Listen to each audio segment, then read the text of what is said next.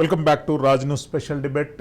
ఈరోజు రాష్ట్ర గవర్నర్గా జిష్ణుదేవ్ వర్మ ప్రమాణ స్వీకారం చేశారు. త్రిపుర మాజీ ముఖ్యమంత్రిగా విశేష సేవలు అందించినటువంటి వర్మ తెలంగాణ రాష్ట్రానికి నూతన గవర్నర్గా పదవి బాధ్యతలు స్వీకరించారు. పదవి బాధ్యతల స్వీకరణోత్సవంలో రాష్ట్ర హైకోర్టు చీఫ్ జస్టిస్ ప్రమాణ స్వీకారాన్ని చేయించారు. రాష్ట్ర ముఖ్యమంత్రి రేవంత్ రెడ్డి గారితో పాటు చీఫ్ సెక్రటరీ కూడా అక్కడ ఉన్నారు. రాజ్ న్యూస్ స్పెషల్ డిబేట్లో ఈరోజు మనం అసెంబ్లీ వేదికగా జరిగినటువంటి ఆసక్తికరమైనటువంటి చర్చలపై డిబేట్ కొనసాగుతుంది. మనతో పాటు స్టూడియోలో వెంకట్ నాయక్ గారు, కాంగ్రెస్ పార్టీ అధికార ప్రతినిధి మనకు లైవ్లో అందుబాటులో ఉన్నారు. వెంకట్ నాయక్ గారు, రెవెన్యూ మిగులుతో రాష్ట్రాన్ని కాంగ్రెస్ పార్టీకి అప్పజెప్పాం, కానీ ఇప్పుడు అప్పుల లెక్కలను చూపిస్తున్నారని చెప్పి కేటీఆర్ గారు అసెంబ్లీ సాక్షిగా వ్యాఖ్యానించారు. ఎట్లా స్పందిస్తారు దీనిపైన? సార్, ముందుగా మీకు రాజ్ న్యూస్ ప్రేక్షకులకు ప్రత్యేక నమస్కారం సార్. రెవెన్యూ మిగులు అని చూపించారంటున్నారు కదా, ఏ రూపంలో చూపించారని చెప్తే ఇంకా బాగుంటుంది సార్. దానికి రూపం ఉంటుంది కదా, ఏ రూపంలో చూపించారు? సుమారు 6,000 కోట్ల రూపాయల రెవెన్యూ మిగులుతో రాష్ట్రాన్ని అప్పజెప్పామని చెప్పి అసెంబ్లీలో వాళ్ళు కితాబ్ ఇచ్చారు. లేదు సార్, అంటే ఇప్పుడు రాష్ట్రంలో రుణమాఫీ చేయడం కోసం రూపాయి పోగు చేసి రైతులకు ఏ విధంగా రుణమాఫీ చేశామని చెప్పి ఆ విషయంలో ఎంత చిత్తశుద్ధి నిరూపించుకున్నాం అనేది గవర్నమెంట్కి తెలుసు సార్. కేటీఆర్ గారు మాటల విషయానికి వచ్చినప్పుడు ఆ మాటలేమో మొత్తం ఏదో ప్రగల్భాలు పలికే విధంగా మాట్లాడతారు, కానీ అప్పును అంటే తెలంగాణ రాష్ట్రం మిగులు రాష్ట్రంగా 2014లో ఏర్పడిన తెలంగాణ రాష్ట్రం దాన్ని అప్పుల రాష్ట్రంగా మార్చే క్రమంలో తెలంగాణ రాష్ట్రాన్ని ఏ విధంగా అంటే ఎటువంటి పరిస్థితుల్లో తెలంగాణ రాష్ట్రం యొక్క ప్రభుత్వ బాధ్యతని కాంగ్రెస్ పార్టీ తీసుకునే అంశాన్ని ఒకసారి మనం బేరేజ్ వేసుకోవాల్సి వస్తే చాలా వరకు ఏ విషయంలోనైనా సరే ఇక్కడ గవర్నమెంట్ అడ్మినిస్ట్రేషన్లో కూడా అంటే ఎక్కడ మా గౌరవ ముఖ్యమంత్రి గారు చెప్పినట్టు ఎక్కడ వేలు పెట్టినా ఎక్కడ చేయి పెట్టినా కూడా అప్పుల చిట్టో లేకపోతే అప్పుల చిట్టానో బయటకు వస్తుంది. ఆ అప్పుల చిట్టా బయటకు వచ్చిన తర్వాత పొద్దుగాలు లేస్తే ఇంట్లో ముందు మన అప్పులు ఎట్లా వస్తారో ఆ విధంగా కేంద్ర ప్రభుత్వ సంస్థలు కానీ మిగతా ఏదైనా కానీ మన తెలంగాణ రాష్ట్రం గుమ్మం ముందు వచ్చి నిలబడే పరిస్థితులు వచ్చినాయి. ఇవన్నిటినీ these are the basic challenges sir. ఈ ఛాలెంజెస్ని దాటుకొని ఈరోజు రాష్ట్రాన్ని ఒకవైపు సంక్షేమం, ఇంకో అభివృద్ధి, అటు కేంద్రం నుంచి నిధులు రాకపోయినా కేంద్రం ఈ రాష్ట్రం పైన సవతి తల్లి ప్రేమను చూపిస్తున్నప్పటికీ కూడా గౌరవ ముఖ్యమంత్రి గారు, దాంతోపాటు భట్టి విక్రమార్క గారు ఆర్థిక శాఖ మంత్రి, దాంతోపాటు డిప్యూటీ సీఎం అయిన భట్టి విక్రమార్క గారు, వీళ్ళ యొక్క నాయకత్వంలో వీళ్ళ యొక్క ఆధ్వర్యంలో ప్రతి రూపాయిని రూపాయి పోగు చేసుకుని మనం గురుగులో గల్లా గురుగులో పైసలు పెడతాం చూడండి సార్, ఆ విధంగా రూపాయిని దీంట్లో పెట్టి ఈరోజు సంక్షేమాన్ని అభివృద్ధిని ముందుకు తీసుకెళ్లే ప్రయత్నం చేస్తున్నారు. ఈరోజు అసెంబ్లీ సమావేశాలు జరుగుతున్నప్పుడు చర్చ అనేది ఏదో పద్ధతి ప్రకారమో ఇంకో విధంగా జరిగితే బాగుంటుంది, కానీ ప్రతిసారి చర్చను డైవర్ట్ చేయడం, తెలంగాణ రాష్ట్రాన్ని మేము సుభిక్షంగా మార్చమని చెప్పడం, ఇలా మీరు చెప్పినట్టు రెవెన్యూ మిగులును మేము ఏర్పాటు చేసినాం, ఆ మిగులు ద్వారా ఇంకా కాంగ్రెస్ పార్టీ ఇంకేదో చేయొచ్చు అని చెప్పి ఇదైతే ఈ కల్లిబొల్లి మాటలు ఏదైతే ఉన్నాయో అది ఎంతసేపటికి తెలంగాణ రాష్ట్ర ప్రజలు కానీ తెలంగాణ రాష్ట్ర ప్రభుత్వం కానీ నమ్మే పరిస్థితులు లేదు. సో మేమేమంటున్నామంటే సార్, మిగులు రాష్ట్రంగా ఏర్పాటు చేస్తామని చెప్పి మీరు క్లెయిమ్ చేసుకునే కంటే ముందు 7 లక్షల కోట్ల వరకు అప్పైంది కదా, అది కాళేశ్వరంలో మీరు పెట్టారు, దాంతోపాటు కరెంట్లో పెట్టారు. ఈ రెండు కాంగ్రెస్ బీఆర్ఎస్ పార్టీకి సంపాదించుకోవడానికి కానీ అవినీతి చేయడం కోసం కానీ అంటే ఏర్పాటు చేసుకున్న ప్రధానమైన మార్గాలు. కాళేశ్వరంలో ఈరోజు డ్యామ్ సేఫ్టీ అథారిటీ చెప్పిన దాని ప్రకారం ఆ గేట్లన్నీ మూయడానికి వీల్లేదనంటే ఆ గేట్లని అట్లా బాగా తెలిసి పైన నీటిని కిందికి విడుదల చేసే ప్రయత్నం చేస్తున్నారు. దాన్ని చూపించేమో మురిపేం చూపించినట్టు చూపిస్తున్నారు. కాళేశ్వరంలో మీరు పెట్టిన పైసలంతా వృధా. కరెంటు కోసం మీరు ఏదైతే ఖర్చు చేసిరో ఛత్తీస్గఢ్ నుంచి తీసుకురావడం కానీ, లేకపోతే యాదాద్రిలో కానీ భద్రాద్రిలో కానీ BHEలో నుంచి మీరు రిఫర్బిష్డ్ మెషిన్స్ తీసుకొచ్చి మీ కాంట్రాక్ట్లకి మీ వాళ్ళకి మీ అనుయాయులకి ఏదైతే పెట్టే ప్రయత్నం చేశారో ఇదంతా ఒక అవినీతి చిట్టా.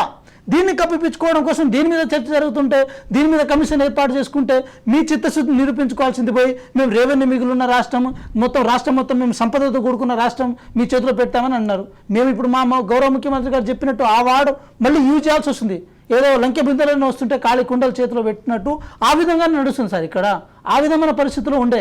ఇప్పుడు ఎందుకు ఈ మాట అనాల్సి వస్తుందంటే సార్, ఒక మాట మీరు గమనించండి సార్, వాళ్ళు చేసిన ప్రతి అప్పు ఈ రాష్ట్రంలో సంపద సృష్టించడానికి పెట్టామని వాళ్ళు చెప్పినప్పుడు ఆ సంపద ఎక్కడి నుంచి సృష్టించబడుతుందో అది కూడా చెప్పాలి కదా. మేము ఒక మాట అంటున్నాం, ఏది కాళేశ్వరం ప్రాజెక్ట్ ఏదైతే ఉందో దానికి 1,00,000 కోట్ల వరకు దాన్ని ఖర్చు చేసినప్పుడు దాని నుంచి మనకు రెట్టింపు ఆదాయం వస్తుందని చెప్పి చెప్పుకుంటూ వచ్చారు. కానీ కాళేశ్వరంలో ₹1 దాంట్లో ఖర్చు పెడితే ఇంకో రూపాయి బావాలంటే దాదాపు 75 పైసల వరకు మళ్ళీ మనమే తిరిగి చెల్లించాలి అది కరెంట్ బిల్లు రూపంలో. ఇంకా సంపదను సృష్టించడానికి ఎక్కడ మార్గాలు ఉన్నాయి?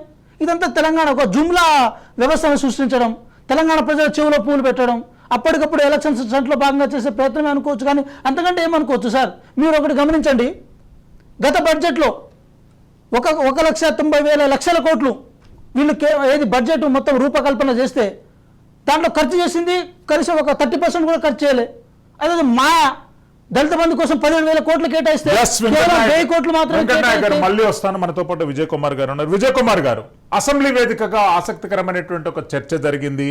నిరుద్యోగ సమస్య పైన సీతక్క లేవనెత్తినటువంటి చర్చా అంశాన్ని కేటీఆర్ స్పందిస్తూ బీఆర్ఎస్ పార్టీ చేసినటువంటి నిరుద్యోగ సమస్యలపైన, నిరుద్యోగ భర్తీలపైన కాంగ్రెస్ పార్టీ ఎప్పుడు చేయలేదని, అదేవిధంగా రేవంత్ రెడ్డి గారు అధికారంలోకి వచ్చాక ఒక్క ఉద్యోగ భర్తీ కూడా చేయలేదనేటటువంటి అంశంతో పాటు అశోక్ నగర్ వచ్చి తాను ప్రతిజ్ఞకు కట్టుబడి ఉంటానని చెప్పడమే కాకుండా రాజకీయాల నుండి తప్పుకుంటాననేటువంటి ఒక వ్యాఖ్య చేశారు.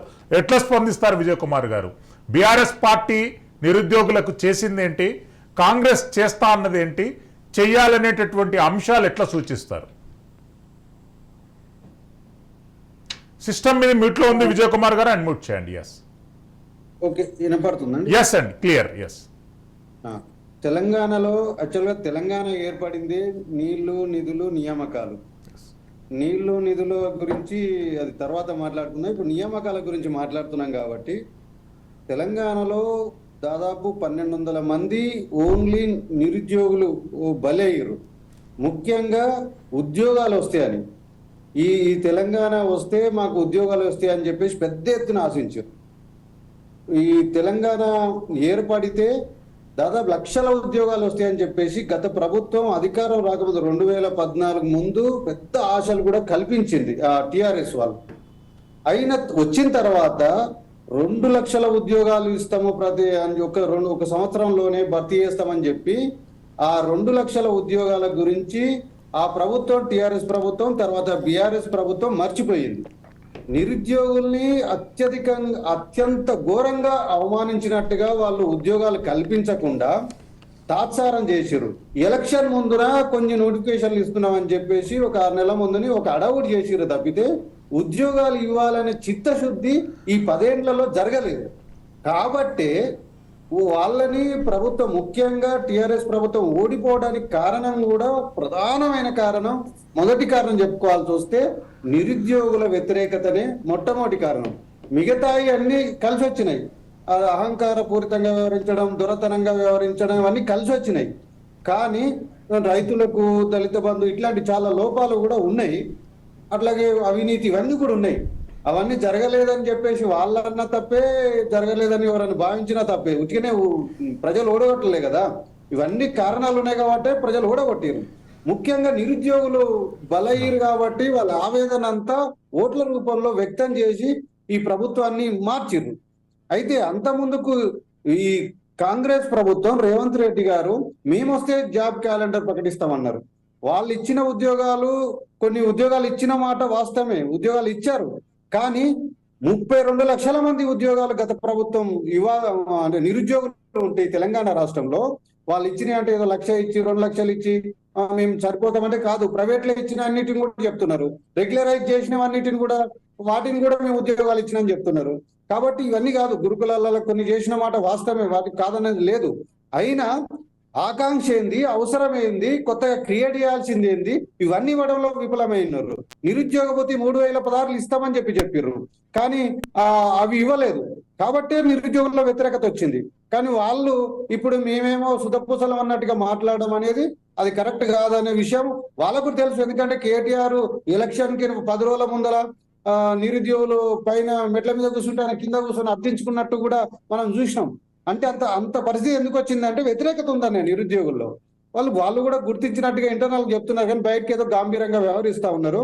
ఇక రెండో విషయం, ఈ ప్రభుత్వం వచ్చిన తర్వాత మేమొస్తే మార్చి లోపల అన్ని వివరాలు తీసుకుంటాము, ఆ తర్వాత జాబ్ క్యాలెండర్ ప్రకటిస్తామని చెప్పిర్రు. మరి బడ్జెట్ లో కూడా చెప్పాల్సి ఉండే. కానీ ఇప్పటికి కూడా ఈ ప్రభుత్వం కూడా ఏమి ఈ ఉద్యోగాలు ఇచ్చే దాంట్లో పురోగతి అంటూ ఏమి కనిపిస్తలేదు. ఎందుకు అని చెప్పేసి అంటే 11,062 పోస్టులు డిఎస్సి ఇచ్చారు. డిఎస్సి అనేది గతంలో గత ప్రభుత్వం ఇచ్చిన దాన్ని కొనసాగింపు తప్పితే కొత్తగా వీళ్ళు నోటిఫై చేసి ఉన్న ఉద్యోగాలు లేని ఉద్యోగాలు కలిపే అంటే అదనంగా చేర్చాల్సిన ఉద్యోగాలని డిఎస్సిలో కలపలేదు. 24,000 పోస్టులు ఖాళీలు ఉన్నాయని చెప్పేసి గతంలో అధికారికంగా ముఖ్యమంత్రి చెప్పిన గత ముఖ్యమంత్రి ఆయన పాటించలేదు. మరి ఈ ముఖ్యమంత్రి అయినా మొత్తాన్ని కలిపేసి ఆయన డిఎస్సి ప్రకటించలేదు. అందుకోసమే నిరుద్యోగులు ఆర్టిస్ట్ క్రాస్ రోడ్లో కానీ ఇక్కడ అశోక్ నగర్ లో కానీ యూనివర్సిటీల్లో కానీ ఎందుకు గొడవ చేసిరంటే ఉద్యోగాలు అదనంగా ఇవ్వాలి, ఖాళీలన్నిటిని పూర్తి చేయాలి, భర్తీ చేయాలని చెప్పారు. కానీ అది చేయలేదు. పోనీ ఇదైనా చేసిరా అంటే ఇదైతే నోటిఫికేషన్ ఇచ్చి కంప్లీట్ చేసిరు. కానీ వెంటనే ఇంకా అదనపు నోటిఫికేషన్లు కూడా ప్రకటించాల్సి ఉండే. ఎందుకంటే ఒక 63 పోస్టులు మాత్రం కలిపిరు. ఏది గ్రూప్ 1 లో 503 పోస్టులు ఉంటే 563 పోస్టులు కలిపిర్రు. అది నోటిఫికేషన్ వచ్చింది, రిజల్ట్స్ కూడా వచ్చినాయి, ఇంకా పోస్టింగ్ జరగలేదు, అది ఇవ్వలేదు. అది వచ్చే అవకాశం ఉంది. ఈ 63 మాత్రమే అదనంగా కలిపిర్రు. అట్లాగే గ్రూప్ 2 లో అదనంగా కలపాల్సింది కలపలే. 783 పోస్టులకి మాత్రమే వాళ్ళు ఇచ్చారు. గత ప్రభుత్వంలో నోటిఫై చేసినది మాత్రం వీళ్ళు నోటిఫికేషన్ ఇచ్చారు తప్పితే అది కొత్తది కూడా ఇచ్చినని మనం కూడా అనాల్సిన అవసరం లేదు. కొత్తగా ఇస్తున్నట్టు కూడా కాదు. కాబట్టి వాళ్ళు అన్న దాంట్లో కొంత వాస్తవం ఉన్నా వాళ్ళకి అర్హత లేదని మాత్రం మేము చెప్పదలిచినాం. ఎందుకంటే కొత్తగా కల్పించలేదు అనేది వాస్తవం. కాబట్టి ఇప్పుడు వీళ్ళు ఈ ప్రభుత్వం చేయాల్సింది ఏంటంటే గ్రూప్ 2 వాయిదా నిరుద్యోగులు కోరినందుకైనా వాయిదా వేసిరు, సంతోషం. గ్రూప్ 3 ఇవన్నిటి కూడా కానీ అదనంగా పోస్టులు కలపాల్సిన అవసరం ఉంది. తెలంగాణలో ఖాళీలు చాలా ఉన్నాయి. దాదాపు 80,000 ఖాళీలు ఇప్పుడున్న పరిస్థితులలో అంటే కొత్త జిల్లాలు ఏర్పడిన తర్వాత దాంట్లోనే ఉన్నాయి. ఇంకా మిగతా వాటిలలో అన్ని కలిపితే దాదాపు 2 లక్షల ఖాళీలు అవన్నీ ఉన్నాయి. కాబట్టి వీటన్నిటికి కూడా ఒక జాబ్ క్యాలెండర్ ప్రకటిస్తారేమని చెప్పేసి మన బడ్జెట్ లో ఆశించారు నిరుద్యోగులందరూ. కానీ నిరుద్యోగుల్ని ఆశల్ని ఈ ప్రభుత్వం కూడా బొమ్మ చేసింది. కాబట్టి అది ఒక జాబ్ క్యాలెండర్ ప్రకటించలేదు. ఎప్పుడు ప్రకటిస్తారట? మళ్ళీ డిసెంబర్ దాకా ఆగాలనా? విజయ్ కుమార్ గారు మళ్ళీ వస్తానండి మీ దగ్గరికి. మనతో పాటు దూదిమెట్ల బాలరాజ్ యాదవ్ గారు సీనియర్ బీఆర్ఎస్ పార్టీ నాయకులు మనతో పాటు లైవ్ లో ఉన్నారు. ఓయూ జాక్ నిరుద్యోగుల గురించి ఎంతగానో ఉద్యమించి వందలాది కేసులు ఎదుర్కొన్నటువంటి చరిత్రలో మనకు దూదిమెట్ల బాలరాజ్ యాదవ్ గారు ఉంటారు. బాలరాజ్ యాదవ్ గారు, ఈరోజు అసెంబ్లీ వేదికగా కేటీఆర్ గారు రేవంత్ రెడ్డి గారి ప్రభుత్వం ఒక్క ఉద్యోగం కల్పించిందని ఆధారాలు చూపిస్తే నేను రాజీనామా చేస్తా అని ప్రకటించారు. ఏంటి, కాంగ్రెస్ పార్టీ ప్రభుత్వమే 30,000 ఉద్యోగాలు కల్పించడం చెప్తుంది, మీరు ఒక్క ఉద్యోగం కల్పించలేదని చెప్తున్నారు. ఎవరిది వాస్తవం అసలు? ముందుగా మీకు శ్రీశైలం గారు, అదేవిధంగా రాజు న్యూస్ ప్రేక్షకులకి, యాజమాన్యానికి, అదేవిధంగా ప్యానెల్లో ఇంతకుముందు మాట్లాడినటువంటి విజయ్ కుమార్ గారికి నమస్కారం. ప్రధానంగా శ్రీశైలం గారు, ఈరోజు జరుగుతున్న చర్చ ఏదైతే ఉందో 100కు 200% ప్రభుత్వం ప్రజల ముందు అవాస్తవాల్ని చిత్రీకరిస్తూ ఉంది. కాబట్టి ఈ అవాస్తవాల్ని ప్రజల ముందు పెట్టాల్సిన బాధ్యత ప్రతిపక్షంగా మా మీద ఉంది. కాబట్టి ఆ ప్రతిపక్ష పాత్ర పోషించే క్రమంలో ఇలా కేటీఆర్ గారు ఓకే అమ్మ వస్తాం. ప్రధానంగా శ్రీశైలం గారు, ఇవాళ ఎల్బీ స్టేడియం సాక్షిగా మరి అనేక మందికి నియామక పత్రాలు ఇచ్చినాము అని చెప్పుకున్నటువంటి రేవంత్ రెడ్డి గారు, ఈ రాష్ట్ర ముఖ్యమంత్రి గారు ప్రధానంగా వినాల్సింది ఏంటంటే ఇవాళ తుగ్లక్ ప్రభుత్వం అని అంటున్నాను. అంటే ఇంత పెద్ద మాట ఎందుకంటారు బాల గారు మీరు అనొచ్చు. తుగ్లక్ అంటే వీళ్ళు చేస్తున్న పనిలో, చేస్తున్న చేతలలో చెప్పే మాటలు ఎక్కడ కూడా పొందడం లేదు. వాస్తవానికి ఇవాళ కాంగ్రెస్ భర్తీ చేసుకుంటూ చెప్పుకుంటూ నోటిఫికేషన్లు ఎప్పుడు విడుదలైనవి, అటు తేదీలు, అటు వివరాలు మేము ముందు వస్తాను. శ్రీశైలం గారు, గురుకులాలు టీజీటీ పీజీటీ సంబంధించి 9,210 పోస్టులు నింపినామని చెప్తున్నారు సార్ వీళ్ళు. వాస్తవానికి నోటిఫికేషన్ ఎప్పుడు వచ్చింది సార్? ఏప్రిల్ 2023. పరీక్షలు ఎప్పుడు జరిగినాయి సార్? ఆగస్టు 2023. ఫలితాలు ఎప్పుడు వచ్చినాయి సార్? ఫిబ్రవరి 2024 సార్. అంటే ఫలితాలు వచ్చిన దాన్ని మేము నోటిఫికేషన్ వేసినామంటే ఇక నవ్వుకుందురా సార్, ఏమనుకుందరో అర్థం చేసుకోవాలి. ఇంకోటి, గురుకులాలతో పాటుగా పోలీస్ కానిస్టేబుల్ సార్ 17,516 పోస్టులు వేశారు సార్. ఏప్రిల్ 2022లో ఈ పోస్టుల నోటిఫికేషన్ వచ్చింది సార్. పరీక్షలు ఎప్పుడు జరిగినాయి సార్? June 2023 sir. వీటి యొక్క రిజల్ట్ ఎప్పుడు వచ్చినాయి సార్? అక్టోబర్ 4, 2023. అంటే డిసెంబర్లో రిజల్ట్ వస్తే, ఎలక్షన్ రిజల్ట్ వస్తే, ఎలక్షన్లు ఈ అక్టోబర్ ఒక 2 నెలల ముందునే అక్టోబర్ 4వ తారీఖు రిజల్ట్ వచ్చినాయి సార్. మరి అదేవిధంగా ఎస్ఐ ఏఎస్ఐ సార్ 587 ఉద్యోగాలు సార్. ఇది ఎప్పుడు వచ్చింది సార్ నోటిఫికేషన్? April 2022 sir. పరీక్షలు ఎప్పుడు చెప్పింది సార్? April 2023 sir. అదేవిధంగా ఆగస్టు 7వ తారీఖు 2023 రిజల్ట్ వచ్చినాయి సార్. స్టాఫ్ నర్సులు సార్ 5204 సార్. డిసెంబర్ 2022లో నోటిఫికేషన్ వచ్చింది సార్. 2వ తారీఖు ఆగస్టు 2023లో రిజల్ట్ వచ్చింది సార్. 23 డిసెంబర్ రిజల్ట్ వచ్చింది సార్. ఆగస్టు 2వ తారీఖున ఎగ్జామ్ పెట్టారు సార్. మొత్తం 32,500 17 పోస్టులు సార్. ఈ పోస్టులు ఎవరు వేసారు సార్? గత ప్రభుత్వము, గత ముఖ్యమంత్రి కేసీఆర్ గారి నాయకత్వంలో వచ్చిన నోటిఫికేషన్లు, నిర్వహించిన పరీక్షలు, వెలువడిన తేదీలు మీకు స్పష్టంగా చెప్పినాను. విజయ్ కుమార్ లాంటి వాళ్ళు కూడా వినాలి. ఎందుకంటే గతంలో మేము నిరుద్యోగులకు సంబంధించి పట్టించుకోలేమని చెప్పేసి అన్నారు. వారు కూడా అందరూ కూడా కొట్లాడినారు. వారందరూ కూడా మా మీద ఫైట్ చేసినారు. ఈ ప్రభుత్వం మంచి ప్రభుత్వం. ఎందుకంటే అశోక్ నగర్ చౌరస్తాలో రాహుల్ గాంధీ గారు సెంట్రల్ లైబ్రరీ దగ్గరికి వచ్చి, సిక్కడపల్లి లైబ్రరీ దగ్గరికి వచ్చి కూర్చొని మీ సమస్యలన్నీ పరిష్కరిస్తారంటే ఏమంటారు కదా, ఇప్పుడు పొయ్యి మించి పడి పెనం మించి పొయ్యిలో పడ్డట్టు వ్యవహారం నిరుద్యోగుల పరిస్థితి సార్. నిరుద్యోగులకు సంబంధించి అలా 30,000 పోస్టులు నింపినామని చెప్పుకున్నటువంటి గొప్పలు చెప్పుకుంటారు రేవంత్ రెడ్డి సర్కారు. ఈ పోస్టులు ఎప్పుడు వేశారు, ఎప్పుడు పరీక్షలు నిర్వహించారు, ఎప్పుడు రిజల్ట్ ఇచ్చారు చెప్పిన సార్. మరి తుగ్లక్ ప్రభుత్వం కాకుండా ఏం సార్ అసలు? ఒక్క నోటిఫికేషన్ వేయకుండా సార్, ఒక్క నోటిఫికేషన్ వేయకుండా ఉద్యోగాలు నింపుతారా సార్ ఎవరైనా? నోటిఫికేషన్ వేయాలంటే ఆర్థిక పరిస్థితి చూసుకోవాలి సార్. ఆర్థిక శాఖ క్లియరెన్స్ ఇవ్వాలి. ఆర్థిక శాఖ క్లియరెన్స్ ఇచ్చినాక ఎన్ని పోస్టులు ఉన్నాయో చూడాలి. ఆ పోస్టులు చూసిన తర్వాతకి నోటిఫికేషన్ ఇవ్వాలి. నోటిఫికేషన్ ఇచ్చిన తర్వాతకి పరీక్ష సమయాలు వెల్లడించాలి. పరీక్ష సమయాలు వెల్లడించిన తర్వాత పరీక్షల నిర్వహణ జరగాలి. పరీక్షల నిర్వహణ జరిగిన తర్వాతకి వాల్యుయేషన్ జరగాలి. వాల్యుయేషన్ తర్వాత రిజల్ట్ రావాలి. రిజల్ట్ తర్వాత ఉద్యోగాలు నింపాలి సార్. మరి ఇప్పుడు ఈ 6-7 నెలల్లో ఎప్పుడు నోటిఫికేషన్ ఇస్తుంది, ఎప్పుడు రిజల్ట్ పెడుతుంది, ఎప్పుడు నియామకాలు చేస్తుంది అంటే గత ప్రభుత్వం ఇచ్చినటువంటి నియామకాలను, గత ప్రభుత్వం ఇచ్చినటువంటి పోస్టులను మీరు నింపి మేము ఇచ్చిన పోస్టులు అంటే నేను ఏం చెప్పాలి సార్? తుగ్లక్ సర్కార్ అనుకుంటే ఏమంటారు సార్? ఈ దేశంలో సార్, ఈ దేశంలో నియామకాలు అనేవి చెప్తా ఉన్నా సార్, ఈ రకంగా జరుగుతాయి సార్. కానీ ఎటువంటి నోటిఫికేషన్ లేకుండా మేము 30,000 ఉద్యోగాలు నింపినాం అన్నటువంటి ఏకైక సర్కారు రేవంత్ రెడ్డి సర్కారే సార్. కాబట్టి అందుకనే కేటీఆర్ గారు ఇంత స్పష్టంగా తేదీల వైజ్గా మేము చెప్పినాం.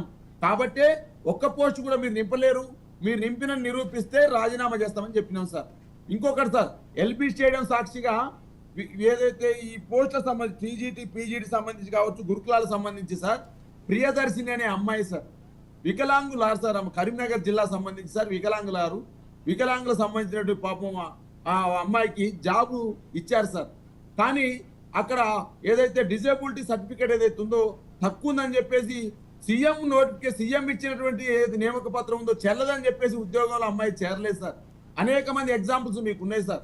నేను ఏమంటున్నంటే సార్, ఇవాళ గత ప్రభుత్వాన్ని విమర్శించిన వీళ్ళు సార్, వాస్తవాన్ని సార్ ఓకే మేము చెప్పుకోలేకపోయినామా, నిరుద్యోగులు మా మీద ఎట్లా అన్నారో సార్, 26 లక్షల మంది ఉన్నారు సార్ నిరుద్యోగులు అని చెప్పారు సార్. ఆ నిరుద్యోగులకు సంబంధించి సార్ సరూర్ నగర్ స్టేడియం సాక్షిగా యూత్ డిక్లరేషన్ పెట్టారు సార్. ఆ యూత్ డిక్లరేషన్లో ఏం చెప్పారు సార్? 4,000 నిరుద్యోగ భృతి ఇస్తామని చెప్పేసి ప్రియాంక గాంధీ గారు చెప్పారు సార్. రేవంత్ రెడ్డి గారేమో శాసనసభలో మాట్లాడుతున్నారు. రాహుల్ గాంధీ మాట్లాడినా, సోనియా గాంధీ మాట్లాడినా, ప్రియాంక గాంధీ గారు మాట్లాడినా శిలాశాసనం అని చెప్తారు సార్. మరి ఆ శిలాశాసనంలో మా నిరుద్యోగుల భృతి లేదా సార్? బాలరాజ్ యాదవ్ గారు మళ్ళీ వస్తాను, మీరు లైన్ లో ఉండండి. మనతో పాటు వెంకట్ నాయక్ గారు ఉన్నారు. వెంకట్ నాయక్ గారు, కేటీఆర్ గారు అడిగినటువంటి ప్రశ్నలు ఎక్కడ కూడా మనకు అది అనిపించలేదు. 30,000 ఉద్యోగాలు కాంగ్రెస్ పార్టీ ఎట్లా కల్పించింది? ఆధారాలు సమర్పించాలి, లేదంటే రాజీనామా చేస్తా అంటని చెప్పి ఆయన స్పష్టంగా చేశారు. మరి ఎవరు ఏమైనా కానీ, రాజకీయాలు ఎక్కడున్నా కానీ, కాంగ్రెస్ పార్టీ, బీఆర్ఎస్, బీజేపీ ఏ పార్టీ అయినా కానీ నిరుద్యోగులతోని చెలగాట మారడం మాత్రం ఎవరు సహించరు. కాంగ్రెస్ పార్టీ ఎట్టి పరిస్థితులు అది చేయదు. ఇప్పుడు హైదరాబాద్ లో మెట్రో మరి మీరు 30,000 ఉద్యోగాలు ఏ రకంగా కల్పించారు? ఎక్కడ ఆధారాలు ఎక్కడ ఉన్నాయి సార్? చెప్తా వినండి. ఇప్పుడు హైదరాబాద్ మెట్రో రైలు ఓపెనింగ్ అప్పుడు కేటీఆర్ గారు ఉన్నారు, నరేంద్ర మోడీ గారు వచ్చారు, కేసీఆర్ గారు వచ్చారు. అంటే వాళ్ళు గట్టించారని చెప్పి ఓపెన్ చేయడానికి వచ్చారా? అట్లా మాట్లాడుకోవాల్సి ఇంకా చాలా ఉంటాయి. సో మేమేమంటున్నాం అంటే 32,000 ఉద్యోగాలు ఏదైతే ఉన్నాయో దానికి ఒక ఎగ్జాంపుల్ చెప్తా. 2016లో గ్రూప్ 2 ఎగ్జామ్ కండక్ట్ చేస్తే 2019లో రిజల్ట్ వచ్చి అప్పుడు జాయిన్ అయ్యారు. అంటే 3 సంవత్సరాల బీఆర్ఎస్ పార్టీ రిక్రూట్మెంట్ ప్రాసెస్ చేసింది, మేము అపాయింట్మెంట్స్ అందజేశామని చెప్పి చిన్న ఎగ్జాంపుల్ చెప్పు సార్. అంటే ఈ మాట నేను అంటే చెప్పాల్సి వస్తుంది. 9 నెలల వరకు ఒక బిడ్డ కడుపులో ఉంటే అప్పటి వరకు పరిరక్షించిన గైనకాలజిస్ట్ పేరు రాదు సార్. లాస్ట్కి ఎవరైతే సర్జరీ చేస్తారో ఇక్కడ అది అప్రస్తుతం అండి. ఇక్కడ అది అప్రస్తుతం. ప్రభుత్వం మీరు నిరుద్యోగులకు ఉద్యోగాలు కల్పించాలి, మీరు పోటీ పడి మీరు ముందుకు రావాలి, కానీ ప్రభుత్వమే గత ప్రభుత్వం చేసినటువంటి రిక్రూట్మెంట్ ప్రాసెస్ ను మీరు ఎట్లా కన్ఫర్మిటీ? సార్ ఒక మాట చెప్తాం, ఇప్పుడు 32 ఉద్యోగాలు అంటే ఏదైతే అది ఇచ్చేదైతే నియామక పత్రం ఎల్బీ స్టేడియం వేదికగా ఇచ్చామో అది జరిగింది. గ్రూప్ 2 ఉండే, మరి గ్రూప్ 2 లాస్ట్ వరకు ఉండే, అది ఎందుకు తాత్సారం చేసుకుంటూ వచ్చింది. గ్రూప్ 1 విషయానికి వచ్చినప్పుడు పేపర్ లీకేజ్ జరిగింది. దాంతోపాటు ఏదైతే దాంట్లో బయోమెట్రిక్ విధానం ఉందో దాంట్లో కూడా సింగిల్ బెంచ్ జడ్జిమెంట్ ఏమని ఇచ్చింది, మీరు దాన్ని ఎగ్జామ్ కండక్ట్ చేసే విధానం మీ దగ్గర ప్రాపర్ లేదని అంటే దాన్ని వీళ్ళు సుప్రీంకోర్టులో ఛాలెంజ్ చేశారు. అప్పుడు నిరుద్యోగుల మీద నిజంగా చిత్తశుద్ధి ఉంటే వాళ్ళ విషయంలో ఎందుకు ఇలా డిలే చేసుకుంటూ పోయేటోళ్ళు. సో మేమేమంటున్నాం, ఇప్పుడు గ్రూప్ 1 విషయానికి వచ్చినప్పుడు సప్లిమెంటరీ నోటిఫికేషన్ ఇచ్చి 63 పోస్టులు పెంచినాం. అదేవిధంగా ఏదైతే డిఎస్సి ఉందో, డిఎస్సి ఉన్నప్పుడు 18,000 ఖాళీలు మొత్తం బయటకు వస్తే దాంట్లో 11,000 వరకు దాన్ని కొంచెం 6,000 పోస్టులు పెంచి మళ్ళీ రీనోటిఫికేషన్ ఇచ్చినాం. దాన్ని అక్కడ కూడా రాజకీయం చేసే ప్రయత్నం చేశారు. గ్రూప్ 2 యథావిధిగా ఏదైతే డేట్ ఉందో వాళ్ళకి కావాల్సినట్టుగానే కొంచెం పోస్ట్ పోన్ చేసి పెంచడం. నెక్స్ట్ జాబ్ క్యాలెండర్ ఇయర్ రాబోతుంది, దాని ప్రకారం ఇంకా కొన్ని పోస్టులు యాడ్ చేస్తాం. సార్ విషయం ఏంటంటే ఏదైనా సరే నిరుద్యోగం అనుకున్నప్పుడు, ఉద్యోగాల భర్తీ అనుకున్నప్పుడు చేసి చిత్తశుద్ధి నిరూపించుకునే ప్రయత్నం చేయాలి, కానీ దాన్ని డిలే చేసుకుంటూ వచ్చి తాత్సారం చేసుకుంటూ వచ్చి కేవలం ఎలక్షన్ నోటిఫికేషన్ వచ్చినప్పుడు మాత్రమే ఉద్యోగాలు గుర్తొచ్చి, లేకపోతే కేసీఆర్ గారికి 3 వచ్చినట్టు అసెంబ్లీలో నిలబడి ఏదో నాకేదో ఇప్పుడు హాయిగా ఉంది కాబట్టి నేను ఈ మాట స్టేట్మెంట్ చెప్పిస్తాను అట్లా చెప్పాను, అట్లాంటి కాదు కదా సార్. ఇది చేసి నిరూపించుకునే ప్రక్రియ. 32,000 ఉద్యోగాలు మా చేతుల నుంచి ఇచ్చామని చెప్తున్నాము. అదేవిధంగా డిఎస్సికి 6,000 పెంచాము. ఇంకా గ్రూప్ 4 కానీ గ్రూప్ 3 కానీ ఇంకేదైతే ఉందో ఆ ఎగ్జామ్ డేట్ కూడా వచ్చినాయి. జాబ్ క్యాలెండర్ పర్పస్లో మేము ఏదైతే అనుకున్నామో అది తప్పకుండా చేస్తున్నాం సార్, ఎటువంటి డౌట్ లేదు. నేను ఒక మాట అంటున్నా, బాలరాజు గారు ఇంత మాట అంటున్నారు కదా, ఏది ఈ పాలన ఇట్లా అని చెప్పి. బాలరాజు గారు ఉస్మానియా యూనివర్సిటీ నుంచి ఉన్నారు, నేను కూడా ఉస్మానియా యూనివర్సిటీ నుంచే ఉన్నా. ఉస్మానియా యూనివర్సిటీలో గత 10 సంవత్సరాలుగా ఒక్క టీచింగ్ పోస్ట్ కూడా భర్తీ కాలే, ఒక్క ప్రొఫెసర్స్ కూడా రాలే. మరి అప్పుడు అడగాల్సి ఉండే కదా. మొత్తం యూనివర్సిటీలో మొత్తంలో ఎక్కడ రిక్రూట్మెంట్ జరగలేదు, ఎందుకు జరగలేదు, మరి ఏ కారణం చేత జరగలేదు? కేవలం 6 నెలల్లోనే మా చిత్తశుద్ధి గురించి మీరు ప్రశ్నిస్తున్నారు కదా. 10 సంవత్సరాలు మీ చిత్తశుద్ధి మీకు గుర్తు రాలేదా? 10 సంవత్సరాల విద్యార్థుల తరపున, నిరుద్యోగుల తరపున మీ చిత్తశుద్ధి మీరు నిరూపించుకోలేకపోయారా? ఈరోజు కేటీఆర్ గారు ఈ మాట స్టేట్మెంట్ అంటున్నారు కదా, ఈ 10 సంవత్సరాల కాలంలో వాళ్ళు గుర్తు రాలేదా ఈ మాట? సో మేమేమంటున్నాం, ఇప్పుడు డిఎస్సి ఎగ్జామ్ జరుగుతుంది ఆల్రెడీ, గ్రూప్ 2 నెక్స్ట్ జరగబోతుంది, గ్రూప్ 1 మెయిన్స్ రాయడానికి అంటే రాస్తున్నారు నెక్స్ట్.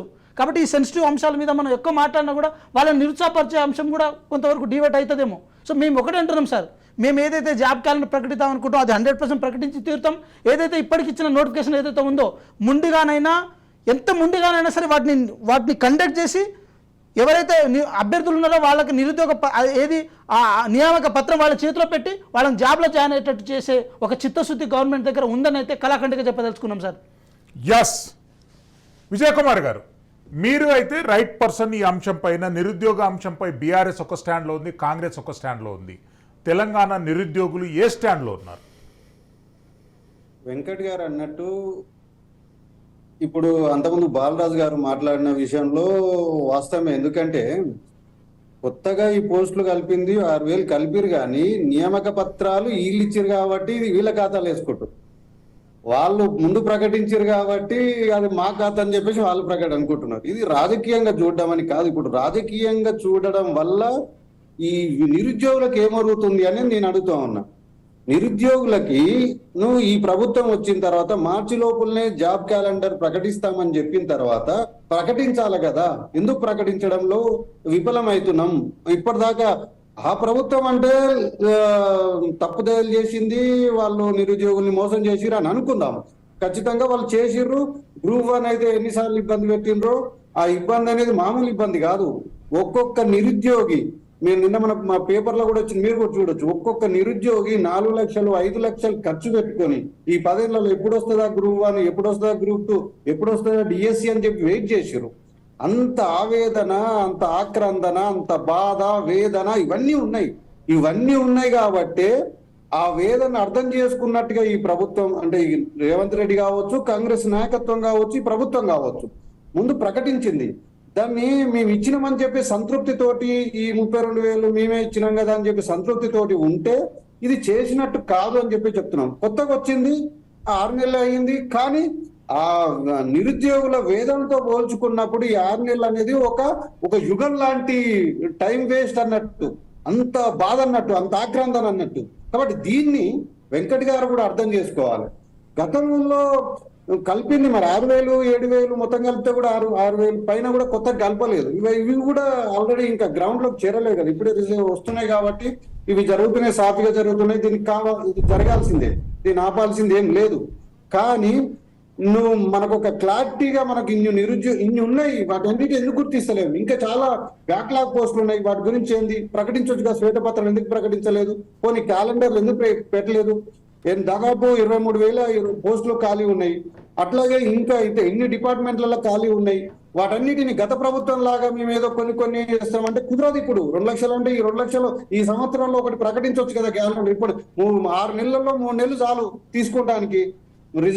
ఇష్టోళ్ళు లేరా? మన గవర్నమెంట్ అయితే కొత్తగా ఉండొచ్చు, కానీ ఇచ్చేటోళ్ళంతా పాతోళ్లే కదా. ఐఏఎస్ ఆఫీసర్లు, ఐపీఎస్ ఆఫీసర్లు అందరూ పాతోళ్లే కదా. వాళ్ళ దగ్గర నుంచి తీసుకోవడానికి ఇంత తాత్సారం ఎందుకు? కాబట్టి వెంటనే ఇది చేయాలి. అంటే దీని మీద ఎవరు మాట్లాడచ్చు? ప్రతిపక్షం మాట్లాడినా వాళ్ళకి హక్కు ఉంటుంది, మీరు మాట్లాడిన అంత ముందుకు టీఆర్ఎస్ వ్యతిరేకిస్తూ కాంగ్రెస్ వాళ్ళు మాట్లాడే కాంగ్రెస్ వాళ్ళకి హక్కు ఉంది. ఇప్పుడు కూడా వాళ్ళకి కూడా హక్కు ఉంటుండొచ్చు. కానీ వాళ్ళ తప్పును వాళ్ళకి ప్రభుత్వం అది ప్రజలు ఆల్రెడీ బుద్ధి చెప్పారు. కానీ ఇప్పుడు వాళ్ళ బుద్ధి చెప్పిరప్పని చెప్పేసి వాళ్ళని నిందిస్తూ మనం టైం కాలయాపన చేయొద్దని చెప్పేసి ఈ సందర్భంగా ఈ ప్రభుత్వాన్ని కూడా మనం అడుగుతా ఉన్నాం, ప్రశ్నిస్తా ఉన్నాం. నిరుద్యోగుల వేదన కూడా ఉంది. ఇప్పుడు ఈ ప్రభుత్వం కూడా చేయట్లేదనే బాధ ఉంది. కాబట్టి ప్రతిపక్షం వాళ్ళ దగ్గర పోతున్నారు. వాళ్ళ దగ్గర పోతున్నారు అంటే నువ్వు ఫెయిల్ అవుతున్నట్టే కదా. కాబట్టి ఆ అవకాశాన్ని మనం ఇవ్వద్దని చెప్పేసి ఈ సందర్భంగా నేను కోరుతున్నాను.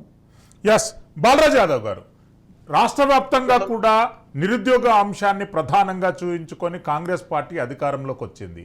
ఇప్పుడు నిరుద్యోగ సమస్యల పైన బీఆర్ఎస్ పార్టీ నిలదీస్తుంది. అంటే మీ జాబ్ క్యాలెండర్, ప్రతిపాదిత జాబ్ క్యాలెండర్ ఏంటి? కాంగ్రెస్ పార్టీ ఇస్తానటువంటి జాబ్ క్యాలెండర్ ఏంటి? నేను శ్రీశైలం గారు, ఇప్పుడు రాజకీయాలు చేయాల్సిన అవసరం లేదు, ఎందుకంటే ఎలక్షన్స్ కూడా దగ్గరలో లేవు. లేకపోతే ఎమ్మెల్యే ఎలక్షన్, ఎంపీ ఎలక్షన్స్ ఉన్నాయి కాబట్టి బీఆర్ఎస్ పార్టీ రాజకీయాలు చేస్తుంది అనడానికి ఆస్కారం లేదు. వారు ఇచ్చినటువంటి ఎలక్షన్ మేనిఫెస్టోలో యువత సంబంధించి సార్ వాళ్ళు మొదటి ఏడాదిలోనే 2 లక్షల ప్రభుత్వ ఉద్యోగాలు భర్తీ సార్. ఇప్పటికీ 8 నెలలు అయిపోయింది సార్. అంటే సుమారు 7 నెలలు పూర్తిగా వస్తుంది సార్. 8వ నెలకు ఎంట్రీ అవుతా ఉన్నారు సార్. 4,000 నిరుద్యోగ వృత్తి ఇస్తామని చెప్పారు సార్. కాంగ్రెస్ పార్టీ అధికారంలోకి రాగానే తొలి కేబినెట్ సమావేశంలోనే మెగా డిఎస్ అని చెప్పారు సార్. అదేవిధంగా ఖాళీగా ఉన్న అన్ని ఉపాధ్యాయ పోస్టుల్ని 6 నెలల్లో భర్తీ చేస్తామని చెప్పారు సార్. ఇప్పటికి 7 నెలలు అయింది సార్. వారు ఎలక్షన్ మేనిఫెస్టోలో పెట్టిన అంశాన్ని చెప్తా ఉన్నాం. ఇంతకుముందు విజయ్ కుమార్ గారు చెప్పింది మొదటి ఏడాదిలోనే SC, ST, BC, minority backlog పోస్టుల భర్తీ చేస్తామని చెప్పింది సార్. అదేవిధంగా ప్రతి ఏడాది జూన్ 2 నాటికి సెప్టెంబర్ 17 లోపు నియామకాలన్నీ పూర్తి చేస్తామని వీళ్ళు ఎలక్షన్ సమయంలో చెప్పినారు సార్. 18 ఏళ్ల పైపడి చదువుకునే యువతకి ఎలక్ట్రికల్ సూట్ ఇస్తామని చెప్పారు సార్. యూత్ కమిషన్ ఏర్పాటు చేస్తామన్నారు సార్. 10 లక్షల వడ్డీ లేని రుణం ఇస్తామని చెప్పారు సార్. ఇవన్నీ చాలా చెప్పారు సార్. ఎందుకంటే ఓట్లు దండుకోవాలి, యువత నోట్లో మట్టి కొట్టాలనేటువంటి అభిప్రాయంతో ఇవన్నీ చెప్పినారు. నేనేమంటున్నంటే ఓకే, వాళ్ళకి ఇంకా 5 సంవత్సరాల టైం ఉంది, నేనేం కాదనట్లేదు. 6 గ్యారంటీల్లో మీరు చెప్పింది ఏంది? యువత సంబంధించి ప్రధానంగా నిరుద్యోగ వృత్తి ఏదైతే ఉందో, నిరుద్యోగ క్యాలెండర్ ఏదైతే ఉందో, అదేవిధంగా దాంతో పాటుగా యువతకు సంబంధించి అయితే స్కిల్ డెవలప్ సెంటర్లు ఏర్పాటు ఉందో, ప్రతి మండలానికి సంబంధించి ఒక ఇంటర్నేషనల్ స్కూల్ కడతామని చెప్పారు. అదేవిధంగా జాబ్ కార్డు పేరుతోటి 5 లక్షలు ఇస్తామని చెప్పారు సార్. మరి ఇంత మీద వాటి మీద సమీక్ష జరిగిందా? క్యాబినెట్ లో గానీ లేకపోతే ఎక్కడైనా సమీక్ష జరిగిందా? మరి అలా సోనియా గాంధీ మాట శిలాశాసనం అయితే, ప్రియాంక గాంధీ మాట శిలాశాసనం అయితే, మరి అశోక్ నగర్ చౌరస్తాలో రాహుల్ గాంధీ గారు ఇచ్చిన మాట శిలాశాసనం అయితే, మరి ఎందుకు నిరుద్యోగ వృత్తిని ఎందుకు ఇవ్వట్లేదు అనే స్థాన్ని స్పష్టంగా చెప్తా ఉన్నాం. మెగా డిఎస్సి మీరు ఎలక్షన్ మేనిఫెస్టో పెట్టినారు, మేము 7,000 వేసాం సార్. అన్న ఒక్క మాట ఇప్పుడు 2018 మేనిఫెస్టోలో కూడా కాంగ్రెస్ పార్టీ మేము 3,000 నిరుద్యోగ వృత్తి ఇస్తామంటే మీరు 3,116 ఇస్తా అన్నారన్న బాలరాజన్న. మరి 5 సంవత్సరాలు ఎప్పుడు గుర్తు రాలేదన్న 3,116లని? ఆ 116 బాలరాజ్ యాదవ్ కంటిన్యూ ప్లీజ్. నాయక్ సాబ్ ఓకే, సంతోషం. ఒక నిరుద్యోగ సంబంధించి సమస్యను ఇలా ఒక విద్యార్థి నాయకుడిగా పనిచేసి ఒక కార్పొరేషన్ మాజీ చైర్మన్ గా ఉండి ఒక పార్టీలో పనిచేస్తున్నప్పుడు డెఫినెట్ గా మీ పార్టీ మీరు ఏం చేస్తుంది అనే అంశాన్ని మీరు చెప్తారు. మీరు ఏం చేయట్లేని ఆ గొంతుని మాకు ఇచ్చారు, ప్రజలు మాకు ఇచ్చారు ప్రతిపక్ష గొంతుగా, మీరు మాట్లాడండి మా గొంతు తరపున అన్నారు. విజయ్ కుమార్ లాంటి వాళ్ళు కూడా అదే మాట్లాడతారు. నేను ఏమంటున్నానంటే సార్, నేను ప్రధానంగా నాయక్ సాబ్ అర్థం చేసుకోవాల్సింది ఏంటంటే, మీరు ఏదైతే మెగా డిఎస్సి అన్నారు 25,000 పోస్టులు తగ్గకుండా ఇస్తామని చెప్పినారు సార్. 25,000 పోస్ట్ తగ్గకుండా ఇస్తామన్న మీరు ఇవాళ ఎందుకు 11,000 వేస్తామన్నారు అడుగుతా ఉన్నారు. అదేవిధంగా మెగా డిఎస్సి వేసే సందర్భంలో మీరు టెట్ నిర్వహించారు. టెట్ నిర్వహించిన వాళ్ళు ఏమన్నారు, సార్ టెట్ నిర్వహించిన 15 రోజులకి ఎగ్జామ్ పెడతామంటున్నారు డిఎస్సి, కనీసం ఒక 45 రోజులు మాకు ఖాళీ సమయం ఉంటే మేము కూడా అందులో చేరుతాము, ఎందుకంటే ఇన్ని పోస్టులు మళ్ళీ ఎప్పుడు పడవు అనే అంశాన్ని చెప్పారు సార్. వారు 2 కోరికలు కోరుకున్నారు నిరుద్యోగులు, ఏదో డిఎస్సి అభ్యర్థులకు సంబంధించి. ఉస్మానియా యూనివర్సిటీలో డిఎస్సి అభ్యర్థులు కొట్లాడుతూ ఉంటే, వాళ్ళు ధర్నా చేస్తూ ఉంటే టెంట్ ఎత్తేస్తారు మీరు, జైళ్లలో పెడితిరి, ఓ జర్నలిస్ట్ ను రంజిత్ రెడ్డి అని ఆయనను కొడుతురి మీరు, ఎవరిని కొట్టలేదు మీరు. ఏంది ఉస్మానియా సిటీ మళ్ళా వెనకటి రోజులు గుర్తు చేసిరు కదా, నేనున్న క్యాంపస్ అంతా ఉయ్యాల పోలీసు క్యాంపులాయ ఉయ్యాల అనేటువంటి పాటలు పాడుకున్న ఉస్మానియా సిటీని మళ్ళా పోలీసు క్యాంపులు చేస్తారు కదా. నేనేమంటున్నంటే మెగా డిఎస్సి వేయకపోతిరి, డిఎస్సిని కనీసం పోస్ట్ పోన్ చేయకపోతిరి, మెగా డిఎస్సిలో పోస్టులను పెంచకపోతిరి, నిరుద్యోగ వృత్తి ఇయ్యకపోతిరి, నిరుద్యోగ క్యాలెండర్ ఇయ్యకపోతిరి, నిరుద్యోగులకు పంగనామం పెడితిరి, గత ప్రభుత్వం నుంచి నియామకాలని మేము నింపినామని చెప్పుకుంటుంటారు. నేను ఏమని చెప్పుకుంటున్నా, నేను ఏం మాట్లాడుతున్నా, నేను తులం బంగారం అటే మహిళలకు సంబంధించిన 1,73,00,000 మంది మహిళలకు 2,500 ఇవ్వకపోతిరి. పోనీ ఆ సబ్జెక్ట్ అప్రస్తుతం, ఇలా నిరుద్యోగుల మీద మాట్లాడుతా ఉన్నాం. ఏమడిగిస్తారు నిరుద్యోగులు, మీరే అన్నారు ఎక్కడ పడితే అక్కడ పోతురి, ఏ టెంట్ దగ్గరికి ఆ టెంట్ దగ్గర పోతురి. ఎవరు పోయారు సార్? ఇలా మేధావులుగా పరిగణించబడుతున్నటువంటి మా ప్రొఫెసర్ కోదండరామ్ గారు ఎక్కడికి వెళ్ళారు సార్? మేము అడుగుతా ఉన్నాం, మన రాజ్ న్యూస్ ద్వారా అడుగుతా ఉన్నాం. మీరు రావాలే, ఎక్కడ ఉన్నారు మీరు? ఏ పుట్టలో దాచుకున్న ఈ నాగుపాములన్నీ గతంలో విషం కక్కిరు కదా కేసీఆర్ మీద, అరే రక్కి కూరలతో కొరికిరు కానీ కేసీఆర్ ని. నిరుద్యోగులను అన్యాయం చేస్తున్నారు, నిరుద్యోగులను మరి ఏ పుట్టలో దాక్కున్న ఈ పాములన్నీ, ఈ మేధావి పాములన్నీ ఎక్కడ దాక్కున్నాయి? ఏ పుట్టలు దాక్కున్నాయి? ఆ పుట్టలో దాక్కున్న మేధావి పాములైనటువంటి కోదండరామ్ గారు బయటకు రావాలి. మరి సారేమో రాజ్యసభ, ఎందుకంటే మరి గవర్నర్ దగ్గర ఏదో ఉద్యోగం ఇస్తామని చెప్పినట్టుంది, ఎమ్మెల్సీ అక్కడనే ఉన్నట్టుంది. మరి ఉద్యోగం రాగానే నిరుద్యోగులు మర్చిపోయిర్రా? మరి నేను ఇంకో మల్లయ్య గారు, తీన్మార్ మల్లయ్య గారు, ఆయన బీసీ నాయకుడు, నేను గౌరవిస్తాం. మరి వారు కూడా రోజు క్యూ న్యూస్ లో కేసీఆర్ అట్ట చేసిండు మాట్లాడాడు. మరి ఆ నిరుద్యోగులకు గురించి ఇప్పుడు ఇవాళ ఎందుకు మాట్లాడతలేడు? మాట్లాడమని నేను కోరుతా ఉన్నా. అదే విధంగా మనోడు ఎవరేం పేరు, మన పోటీ చేసిన మన హుజురాబాద్ నుంచి పోటీ చేసినటువంటి ఎమ్మెల్సీ వెంకట్ ఎవరైతే ఉన్నారో, బల్మూరి వెంకట్, మరి అతను ఏ దానికి ఏ నిరుద్యోగ దీక్ష చేస్తే అక్కడ పోయి మీరు ఒక మాట లేదు బాలరాజన్న చెప్పారు, మీరు చాలా చెప్పారు అన్న. ఇప్పుడు మా వర్షం కూడా వినాలి కదా. బాలరాజన్న చాలా చెప్పారు. ఇప్పుడు నేనేమంటున్నా, 10 సంవత్సరాలుగా సరే 2018లో వచ్చినాం, అక్కడ ఎల్ఎల్బి అయిపోయింది, అక్కడ ఎల్ఎల్ఎం అయిపోయింది. ఏ రోజైనా బాలరాజన్న అంతకుముందు తెలంగాణ ఉద్యమంలో బాగా కనపడే బాలరాజన్న ఇక్కడ కొత్తరేమో మేము నిరాధ్యక్ష కూర్చున్నప్పుడు కనీసం ఆ రోడ్ల మీదైనా కనపడుతున్నాం అనుకుంటే ఏ రోజు కనపడిన దాఖలా లేవు. కానీ కాంగ్రెస్ పార్టీ వచ్చిన 6 నెలల్లోనే బల్మూరి వెంకట్ గారు కానీ, తీన్మార్ మల్లన్న గారు కానీ, లేకపోతే కోదండరామ్ సార్ కానీ ఎవరైనా సరే నిరుద్యోగుల తరపున వాళ్ళు మాట్లాడిన వాళ్ళు మాట్లాడుతున్నారు కూడా, ఎక్కడ దాచుకోవాల్సిన అవసరం లేదు. కానీ ఒక మాట చెప్తున్నా, ఇప్పుడు టెట్ గురించి మీరు మాట అన్నారు, మీకు అవగాహన ఉంది. అయినా నేను మాట ఇంటర్వ్యూ అయ్యి ఒక మాట చెప్తున్నా, టెట్ ఏదైతే పాత టెట్ పెట్టిరో ఆ పాత టెట్లో భాగంగా మీరు క్వాలిఫైయింగ్ మార్కులు పెట్టిర్రు. లేదు ఈసారి 11,000 ఉద్యోగాలు పెద్ద డిఎస్సి 6,000 పోస్టులు పెంచిరు కాబట్టి మేము కూడా అంటే మాకు క్వాలిఫైయింగ్ మార్కు ఉండొద్దని అంటే క్వాలిఫైయింగ్ మార్కులు లేకుండా పెట్టిరు. అదేవిధంగా కొత్త వాళ్ళు అప్పుడే బీఈడి డిఈడి అయిన వాళ్ళు కూడా మాకు కూడా అవకాశం కల్పించాలి. ఇంత పెద్ద డిఎస్సి వస్తే మాకు అవకాశం కల్పించకపోతే ఎట్లా అంటే వాళ్ళకు అవకాశం కల్పించినాం. దానికి కూడా ఏది క్వాలిఫికేషన్ మార్క్స్ లేవు అంటే అందరినీ ఒక ఘాటిని తీసుకొచ్చిన తర్వాత మీరు అందరు దీనికి ఎలిజిబుల్.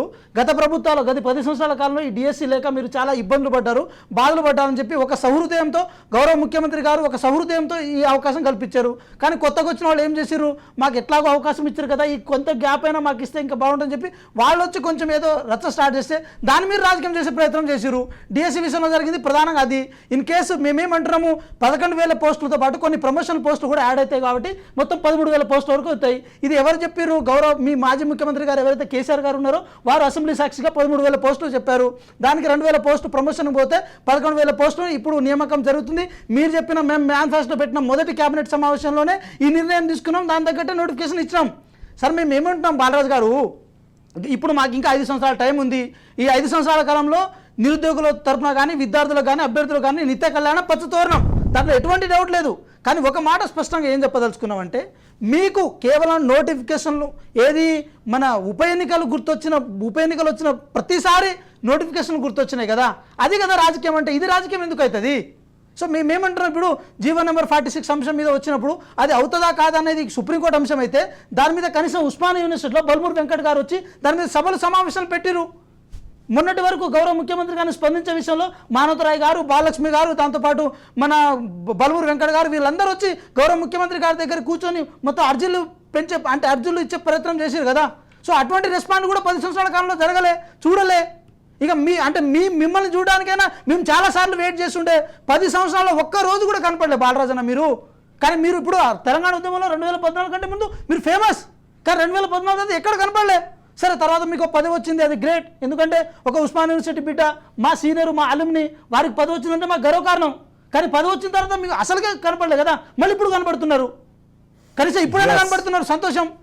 విజయ్ కుమార్ గారు, ఓవరాల్గా గ్రూప్ టూ ఎగ్జామినేషన్ పోస్ట్పోన్ తర్వాత వాటి సంఖ్య పెంచేటటువంటి ప్రతిపాదన ప్రభుత్వం ఎంతవరకు చేస్తుంది? అంటే ప్రతిపాదన ఉంది కానీ ప్రభుత్వం ఇప్పటి వరకు దాని మీద ఏం క్లారిటీ ఇవ్వలేదు. కానీ ఇప్పటికైనా వెంకట్ గారు ఉన్నారు కాబట్టి మెగా డిఎస్సి మీద కూడా అష్యూరెన్స్ ఇచ్చింది. మెగా డిఎస్సి మీద ప్రభుత్వానికి కార్యాచరణ ఏ రకంగా ఉంది? అసలు యాక్చువల్ గా ఇప్పటి వరకు మెగా డిఎస్ అంటే బట్టి విక్రమ గారు డిప్యూటీ సీఎం గారు అన్నారు ఏంటంటే 5,000 పోస్టులు కలుపుతామంటున్నారు. అంటే ఇప్పుడు 11,000 5,000 కలిపితే 16,000 అవుతున్నాయి. యాక్చువల్ గా 2014 24,000 ఉద్యోగాలు ఖాళీ ఉన్నాయని అప్పుడు ముఖ్యమంత్రి చెప్పింది. మరి అవన్నీ ఉద్యోగాలని అప్పుడు ఈ ప్రభుత్వం అంటే కాంగ్రెస్ నాయకత్వం దాన్ని విమర్శించారు. మరి ఇప్పుడు ఆ 24,000 ఉద్యోగాలు కూడా ఇవ్వకపోతే కాంగ్రెస్ పార్టీ మేనిఫెస్టోలో మొదటి సంవత్సరంలోనే 25,000 మెగా డిఎస్సి వేస్తామని చెప్పి ప్రకటించారు. 25,000 అదే అంటున్నా, డిఎస్సి అంటే వీళ్ళు మేనిఫెస్టోలో 25,000 ఉద్యోగాలతోటి మీరు నోటిఫికేషన్ ఇస్తే మొదటి సంవత్సరంలో అన్నారు. మరి ఈ సంవత్సరంలో ఎప్పుడు వేస్తారు? క్యాలెండర్ ప్రకటించాలి. ఒకటి అందులో క్లారిటీగా 5,000 ఖాళీలు ఉన్నాయని చెప్పి డిసెంబర్లో వేస్తామంటున్నారు. అదేంది అంటే మీరు చెప్పిన దాన్ని మళ్ళీ మీరు కూడా గత ప్రభుత్వం లాగా చేస్తే మిమ్మల్ని కూడా ప్రశ్నించాలని ఉంటుంది కదా. 18,000 కాదు యాక్చువల్ గా గతంలోనే 24,000 ఉన్నాయంటే ఇప్పుడు మేనిఫెస్టోలో ప్రకటించిన దాన్ని అబద్ధం అవుతుంది. మళ్ళీ ఇప్పుడు కొత్తగా అదనంగా ఇప్పుడు బదిలీలు ఇవన్నీ జరిగిన తర్వాత ఇంకొక 5,000 పోస్టులు ఖాళీలు ఏర్పడతాయి. కాబట్టి అట్లా చూసుకుంటే 30,000 ఉద్యోగాలకి డిఎస్సి చేయాలి. అసలు డిఎస్సి మెగా డిఎస్సి అంటే అర్థమైంది 50,000 తోటి వేస్తేనే మెగా డిఎస్సి అన్నట్టు. 11,000 తోటి డిఎస్సి వేస్తే అది మెగా డిఎస్సి ఎట్లా అవుతుంది? మెగా డిఎస్సి కాదు, అది చిన్న డిఎస్సి. దాన్ని ఏదో ప్రచారం చేసుకుంటే మెగా డిఎస్సి కాదు కదా. నిరుద్యోగులు ఎన్ని ఖాళీలు ఒక్కొక్క పోస్టులు చూస్తే ఒక జిల్లాలకు కొన్ని ఖాళీలే లేవు, కొన్ని జిల్లాలు ఎక్కువ ఉన్నాయి.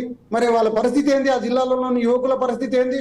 ఆల్రెడీ 4 లక్షల మంది 3.5 దాదాపు 3 లక్షల మంది డిఎస్సి రాస్తున్నారు. ఇప్పుడు వాళ్ళ పరిస్థితి ఏంది? కాబట్టి గత ప్రభుత్వం లాగా మేమేదో హామీలు ఇచ్చి మళ్ళీ కలుపుకొని కొన్ని చేసి మేము చేస్తున్నాం అంటే నిరుద్యోగులు మిమ్మల్ని కూడా నమ్మని పరిస్థితి వస్తుంది.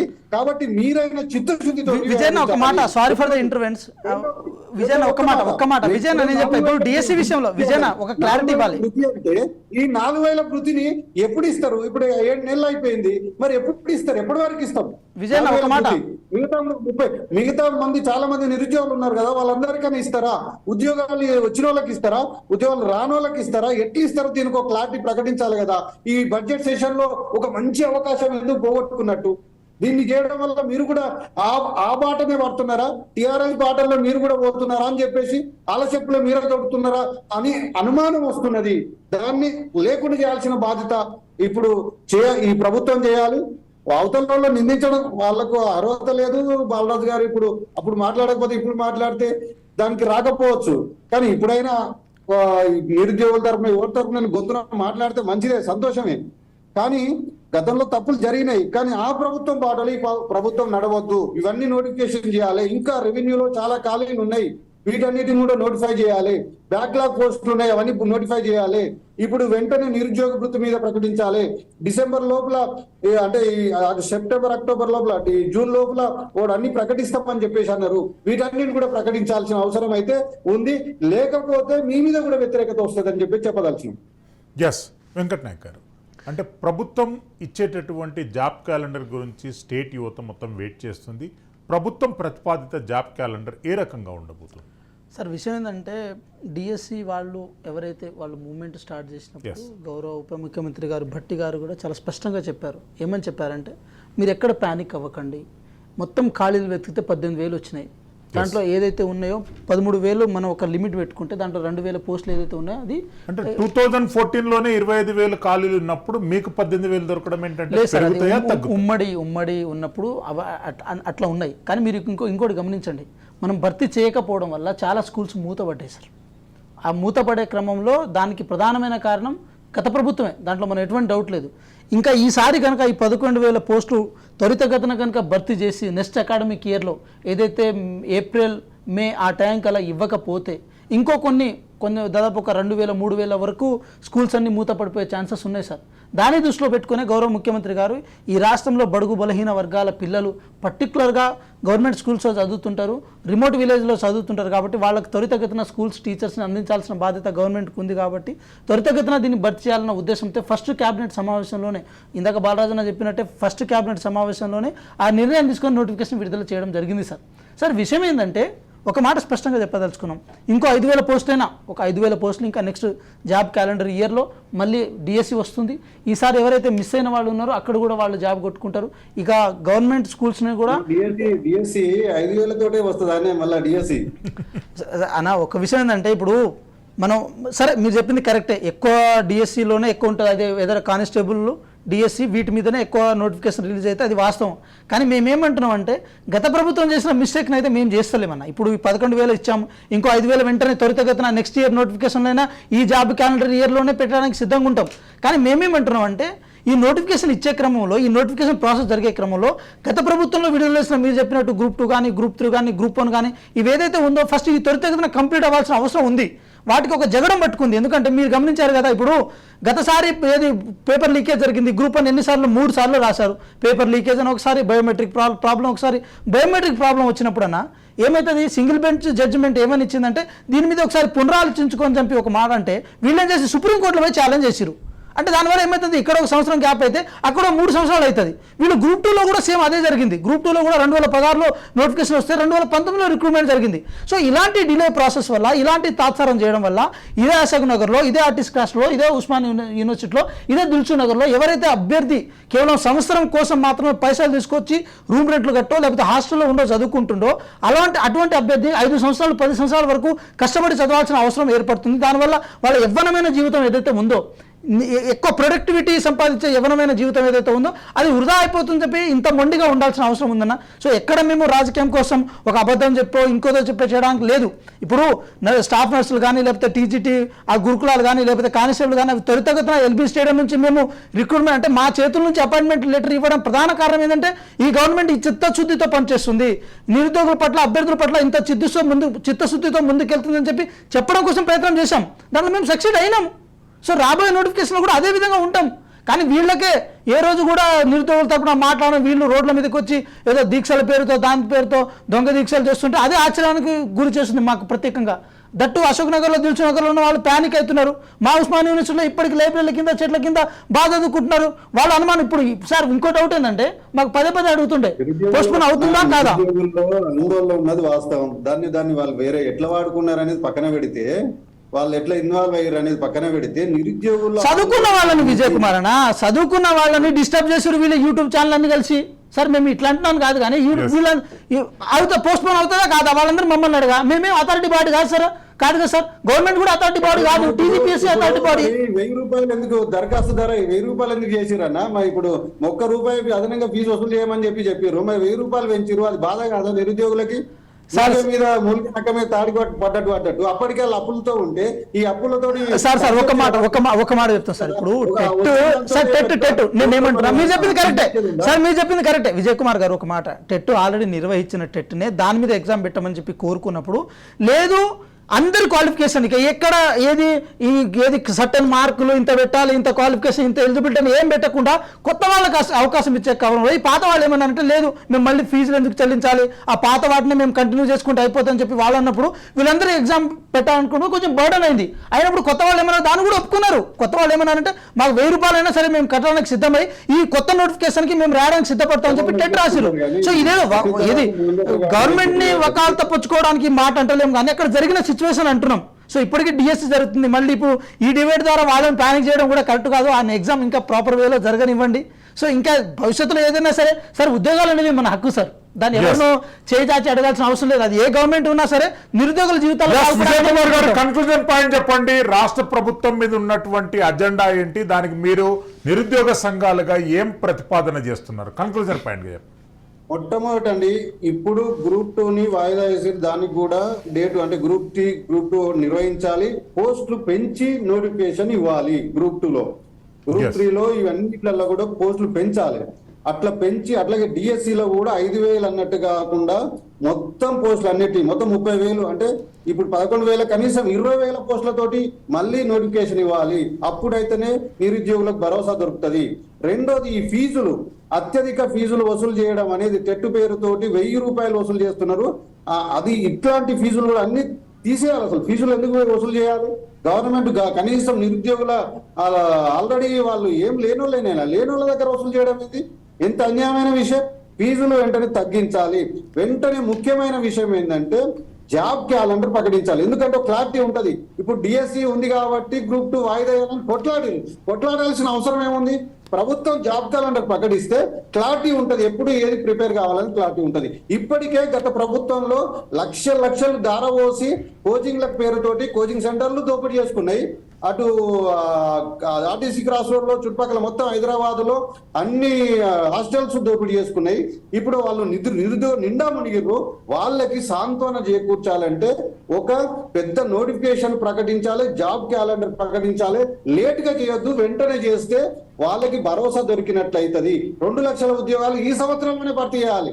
డిసెంబర్ లోపల పూర్తి చేస్తేనే ఈ ప్రభుత్వం కరెక్ట్ చేసినట్టు. అటువంటి అడుగులు ఇప్పటిదాకైతే పడతలేవు. వెంటనే అట్లా పడేటట్టు చేయాలని చెప్పేసి బ్యాక్లాగ్ పోస్టులను కూడా కలుపుతూ వెంటనే ఈ నోటిఫికేషన్లు మెగా డిఎస్సి లాంటివి ప్రకటిస్తే చాలా ఉపయోగం జరుగుతుంది. ఇది ప్రభుత్వం ముందు ఉన్న కర్తవ్యం. ముందు అంతలోపు ఈ విజయ్ కుమార్ గారు థ్యాంక్ యూ అండి.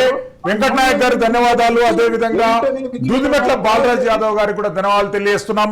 అసెంబ్లీ వేదికగా కేటీఆర్ గారు విసిరినటువంటి సవాల్ను రేవంత్ రెడ్డి గారి ప్రభుత్వం తీసుకుంటుందా లేదా అనేటటువంటి ఆసక్తికరమైనటువంటి చర్చ నిరుద్యోగుల మధ్య కొనసాగుతుంది. మరోపక్క సబితా ఇంద్రారెడ్డి గారి పైన చేసినటువంటి రేవంత్ రెడ్డి గారు చేసినటువంటి వ్యాఖ్యలను విత్డ్రా చేసుకోవాలి, క్షమాపణ చెప్పాలని చెప్పి అసెంబ్లీ వేదికగా బీఆర్ఎస్ పార్టీ మహిళా ఎమ్మెల్యేలు నిరసన గళాన్ని వినిపించారు.